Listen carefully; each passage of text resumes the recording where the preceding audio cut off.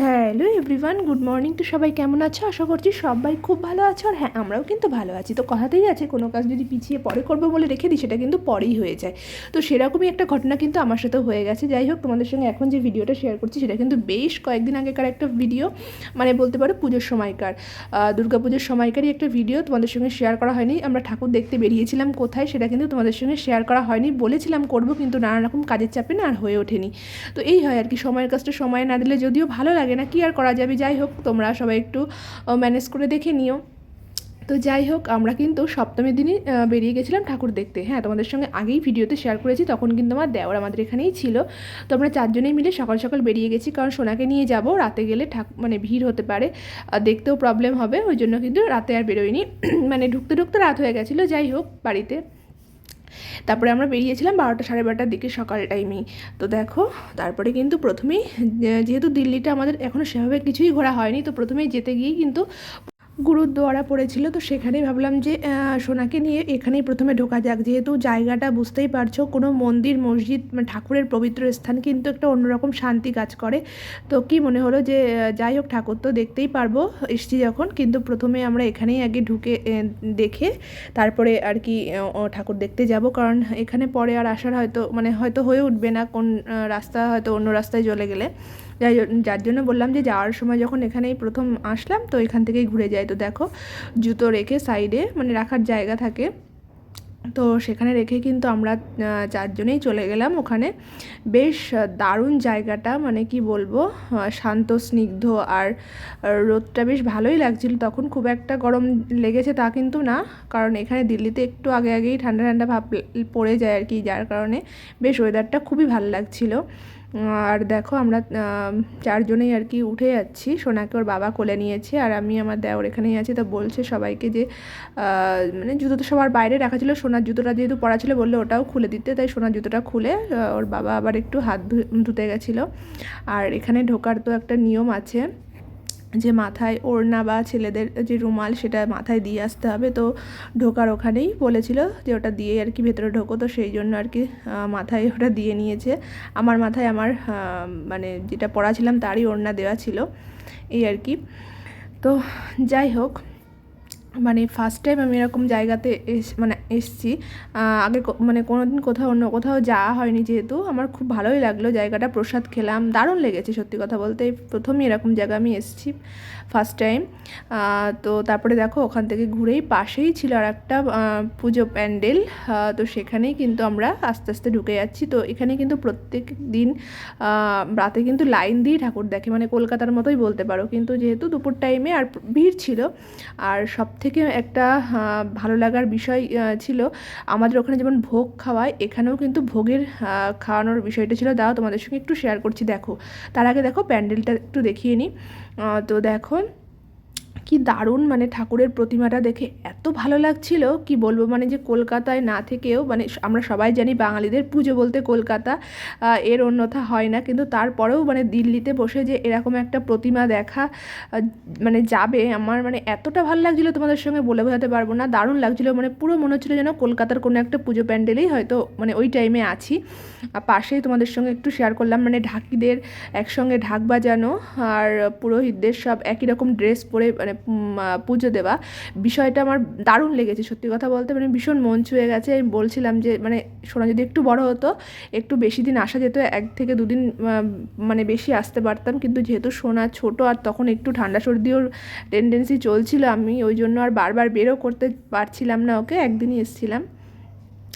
তো দেখো, সেখানেই আর কি ঠাকুর দেখে তোমার দাদাভাই, আমি, আমার দেওর সবাই ছিলাম। তো ওখানে মানে যেটা বলছিলাম তোমাদের সঙ্গে, যে ভোগ খাওয়ানোর কিন্তু ব্যবস্থা চলছিল। প্রত্যেকটা পুজো প্যান্ডেলে কিন্তু প্রচণ্ড লাইন দিয়ে আর কি দুপুরে সব মানে ভোগ মানে খাচ্ছিল। মানে দারুণ সে ভোগ বলতে পারো, মানে ভালো তোমার রাইস পোলাও এরকম টাইপের ভোগ সব খাওয়াচ্ছিল প্রত্যেকটা পুজো প্যান্ডেলে, মানে পুরো বাঙালিয়ানা বলতে পারো, মিষ্টি পায়েস সব রকম দিয়ে। কোনো প্যান্ডেলে খিচুড়ি প্রসাদ, তার সঙ্গে তরকারি সব রকম। কিন্তু সত্যি কথা, আমাদের যেহেতু আমরা খুব অল্প টাইমের মধ্যে সব প্যান্ডেল ঘুরতে হবে, আমাদের আর কোথাও দাঁড়িয়ে খেয়ে আসা সম্ভব হয়নি, কারণ তাহলে খেতে গেলে এতটাই লাইন যে হয়তো দেখা সম্ভব না। অন্য পুজোগুলো কাছাকাছি হলে একটা ব্যাপার ছিল।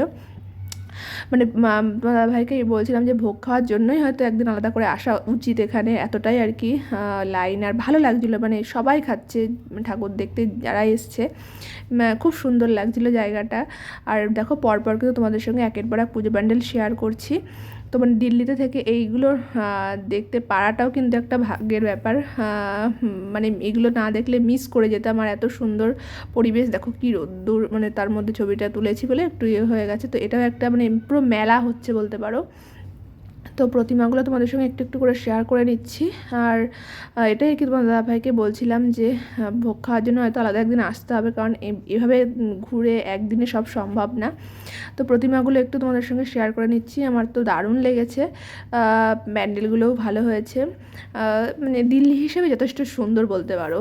যে দিল্লিতে যে এভাবে পুজো হয়েছে আর মানে সব কিছু মিলিয়ে আমার দারুণ লেগেছে সত্যি কথা। যদিও আমরা আসার সময় রেস্টুরেন্টের থেকেই খেয়ে এসেছিলাম, কোনো জায়গায় দাঁড়িয়ে সেভাবে খাওয়া সম্ভব হয়নি। আর তোমার দাদাভাই সোনাকে নিয়েই ছিল।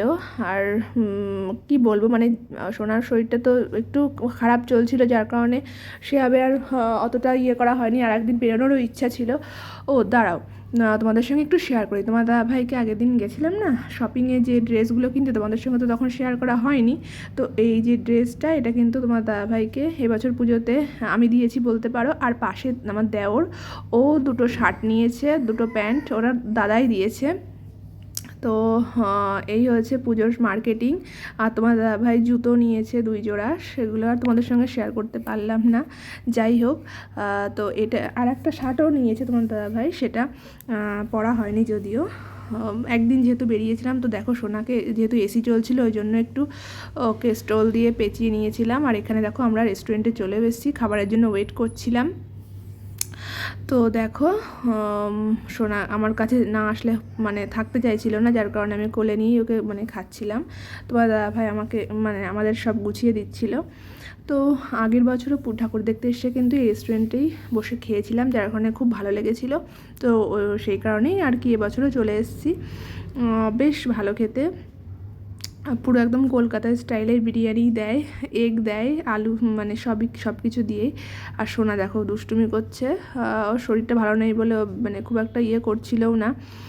তো দেখো বিরিয়ানি মানে অনেকটাই দিয়েছে বলতে পারো পরিমাণে। রায়তা ছিল সঙ্গে, রায়তা যদিও আমি খুব একটা ভালো খাই না, তো দাদাভাইকেই দিয়ে দিয়েছি। তো তোমার দাদাভাই দিচ্ছিলো গুছিয়ে। তো দেখো এখনও একটা কিন্তু প্যান্ডেল বলবো না, এটা প্যান্ডেলও হয়েছে, আবার একটা মন্দির, কালী মন্দির। আগের বারও এসেছিলাম, কালী মন্দির, শিব মন্দির সব একসঙ্গেই আর কি, মায়ের মন্দির, রাধাকৃষ্ণ সবই আছে। তো সেখানেও একটু মানে এসছি যখন, এত দূরে না ঘুরলে ভালোও লাগতো না। তো দেখো বেশ অনেকটা এরিয়া নিয়েই কিন্তু মন্দিরটা। তো আমরা 3 জনে একটু উপরে আসলাম। দেখো অনেকেই কিন্তু শিবের মাথায় ওই দিন জল ঢালছিল। তো খুব ইচ্ছা করে যে এখানে গিয়ে একটু জল টল দিই ঢালতে, কিন্তু কি বলো তো একটু যেহেতু দূর, সব সময় সম্ভব হয়ে ওঠে না আর কি, যেহেতু সোনা ছোট, আসতে গেলে টাইম নিয়ে প্রিপারেশান নিয়ে সেভাবে আসতে হবে, যার কারণে হয়ে ওঠা হয় না। তো দেখো চারিপাশে কিন্তু মেলা যে দোকান হয় সেটাই কিন্তু বসেছে, তোমাদের সঙ্গে একটু ছোট্ট করে শেয়ার করে নিলাম। তো দেখো সন্ধ্যা হতে যাচ্ছে আস্তে আস্তে, আমরা এবার বাড়ির দিকে বেরিয়ে পড়বো। তো দেখো সোনাকে কিন্তু ওর বাবা নিয়েছে, তো মাঝে মাঝে আমি নিয়েছি, তখন তো আর শেয়ার করা হয়নি। যাই হোক, আমরা কিন্তু মেট্রো স্টেশনে চলেও এসেছি। সোনা এখন একটু হাঁটছে, লোকজনের মধ্যে তো খুব একটা হাঁটেনি, তো এখন একটু হাঁটছে। তো কষ্ট হয়ে গেছে ওর বাবার, তাই একটু বসে নিচ্ছে। তো তোমাদের আজকের ভিডিওটা কেমন লাগলো অবশ্যই কিন্তু কমেন্টস করে জানিয়ে, ভালো লাগলে একটা লাইক করে দিও। খুব তাড়াতাড়ি দেখা হচ্ছে, বাই বাই।